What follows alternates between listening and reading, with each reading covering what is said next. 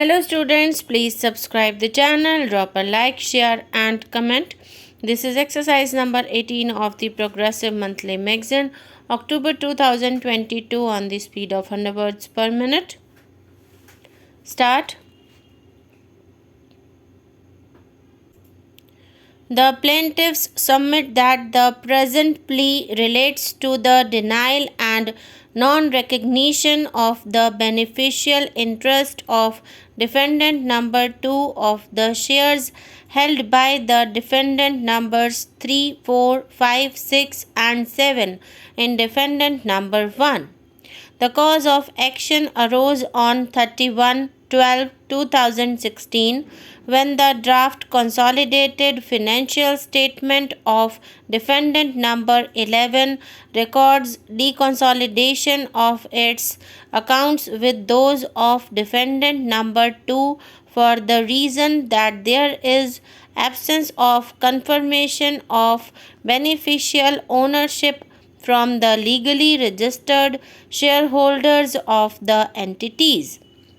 Thus, on 31/12/2016, it became manifested that the recordal of declaration of beneficial interest of the defendant number 2 would no longer be caused to be made by those in control of defendant number 2 and its affairs, namely defendant numbers 3, 4 and 7, and which hostile action led to not only the denial of the recording of beneficial interest of defendant number 2 but also to deconsolidation with retrospective effect of its accounts with defendant number 11.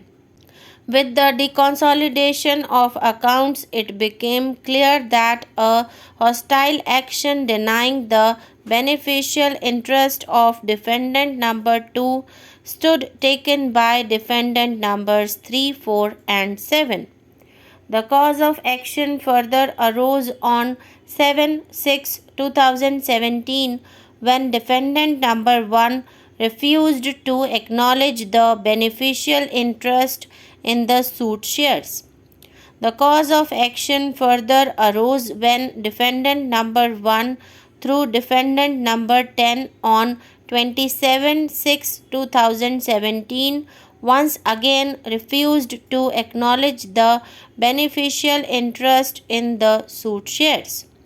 The cause of action further arose on 12/11/2017 and 24/11/2017 when newspaper articles being in public knowledge suggested that the equity of the defendant number 1 is being sold to private equity investors through a bidding process, and the present investors, including the defendant numbers 3 to 7 along with defendant numbers 8 and 9, are attempting to sell their investments in the defendant number 1 and exit the health insurer.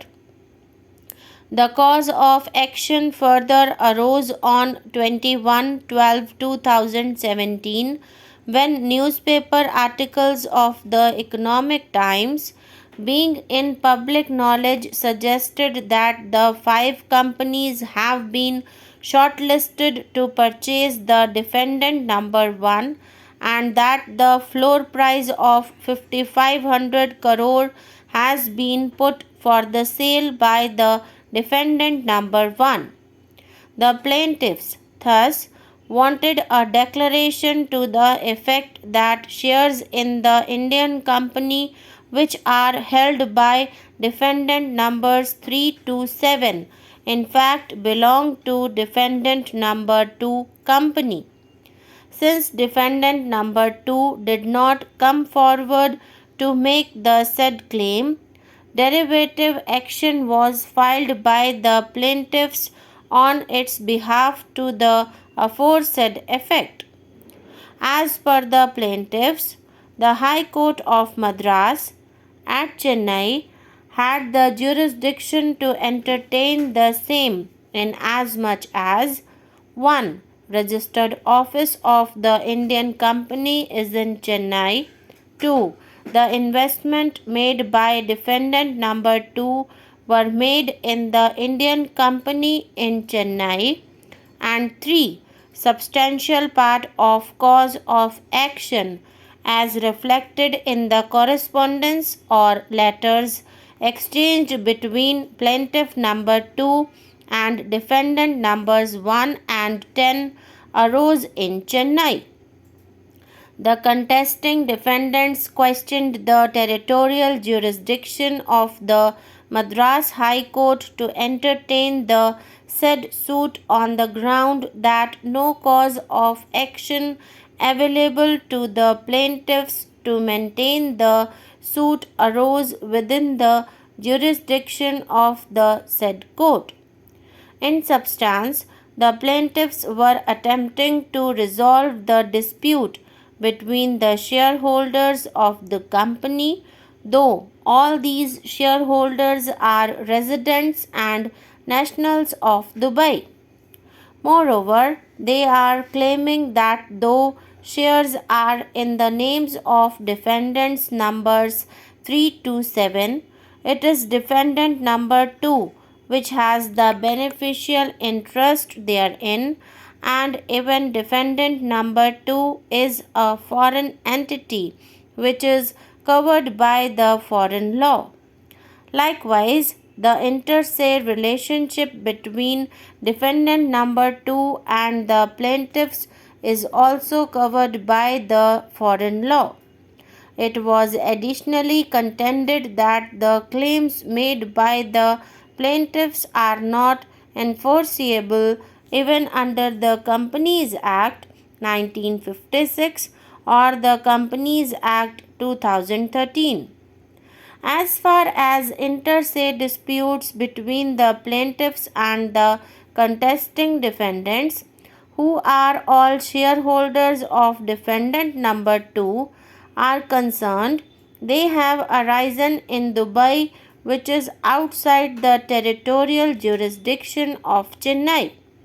Messrs. C.A. Sundaram, Neeraj Kishan Kaul and others learned senior counsel appeared for the plaintiffs.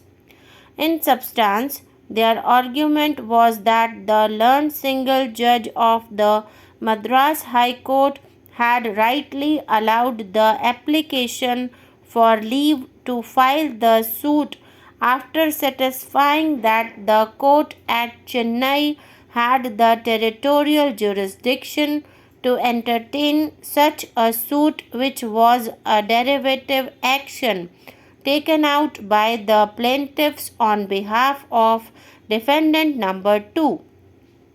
It was highlighted that even if defendant number 2 was a Dubai company, of which plaintiffs and defendant numbers 3 to 7 were the shareholders, dispute was in respect of shares in defendant number 1, which was an Indian company having its registered office in Chennai from the date of its incorporation.